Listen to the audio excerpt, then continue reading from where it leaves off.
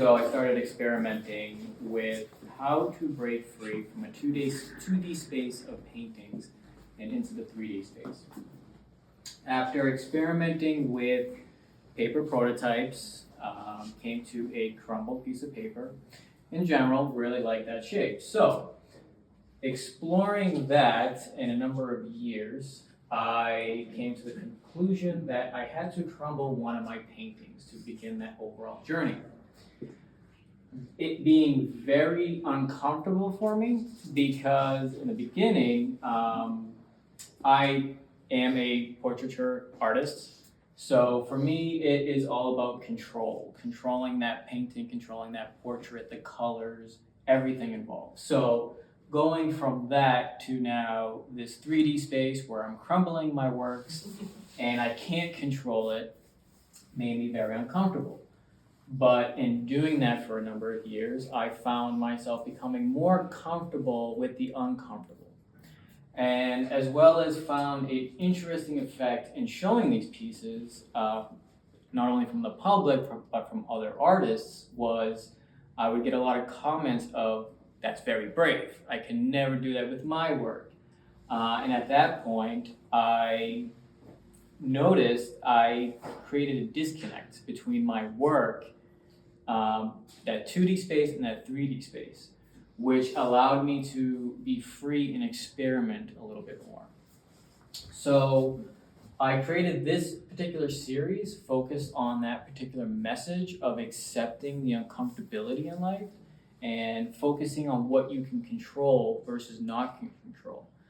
And in doing that, you'll find that the uncomfortability and becomes the comfortable.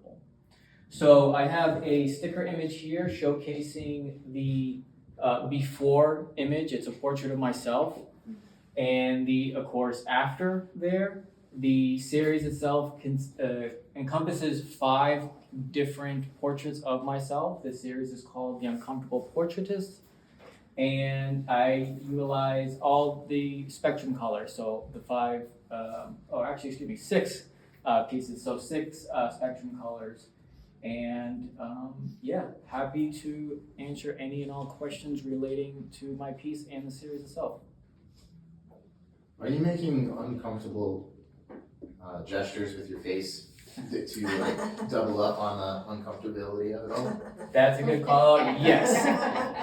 Each portrait in this series is a little funny, uncomfortable face that I do to add to that overall uncomfortability thing. So as I'm showcasing my portrait here, it's for me, uncomfortable to show you a silly face of myself.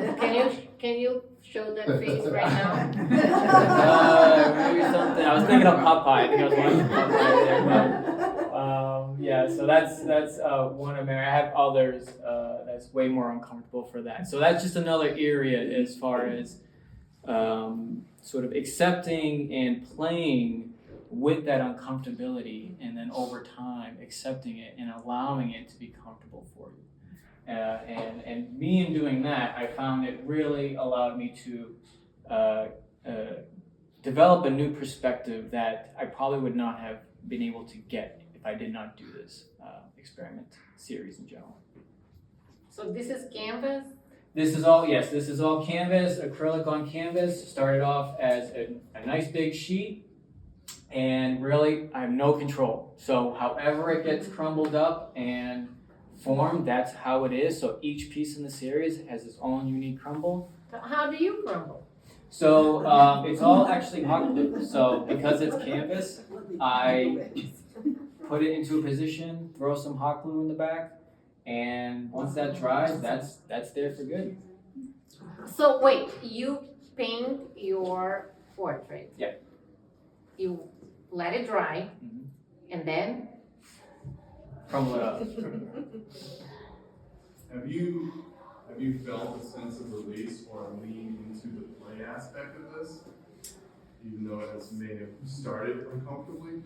Yeah. So now, because I've done, I would say, including this series, I've done over 10 to 15 different pieces, and each time I kind of now play with them. I have this complete disconnect, which actually helps in the process of just having fun with the overall process itself.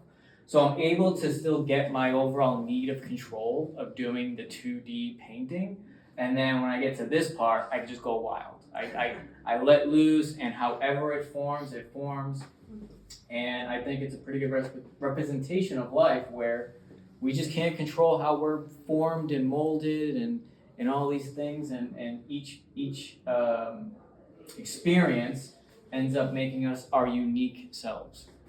So yes, definitely a lot of play aspects when you get to this part. I still have to maintain my sense of control of life in the painting itself. Now that you've entered the third dimension, Mm-hmm. you find yourself. you Still find new to yourself- it. Right. Are you interested in maybe working with sculpture or any three-dimensional objects now? Isn't this a sculpture? I don't know, is it? Well, it started off as a painting, Yes. and then so it was a two-dimensional image, and now that's still there, but it's also three-dimensional as well. So, Yeah. Are you interested in progressing more into sculptural works? And where do you think that this will take you artistically? Yeah, great question. I have experimented with some other pieces in that realm. So I've actually made some cubed pieces out of canvas and paint as well. I've actually also folded some into paper planes as well. So in that sculpture sort of conversation, I'm still trying to maintain where I kind of started, which is your canvas and paint, and then seeing how I can consistently push and pull those bounds as far as sculpture while maintaining a bit of the origination of paint on canvas 2D space. So trying to figure out that bridge, but yeah, I guess exploring that little sculpture world.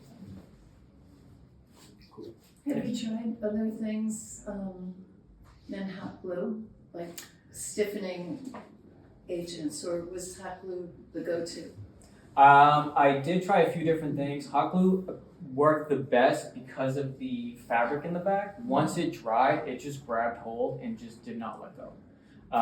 And it also was a lot quicker drying time and a lot more just easier to like store, manage, and a number of other factors. But I found just hot glue to be the best for a number of reasons. Thank you. Absolutely. Awesome. And one last thing, sorry. Online, I have videos of me making these, so there's all videos of me making the complete series as well, and you can see a little bit of that process as well. Another Instagram Ads. amazing role model to follow. Thank you. Yeah, sure.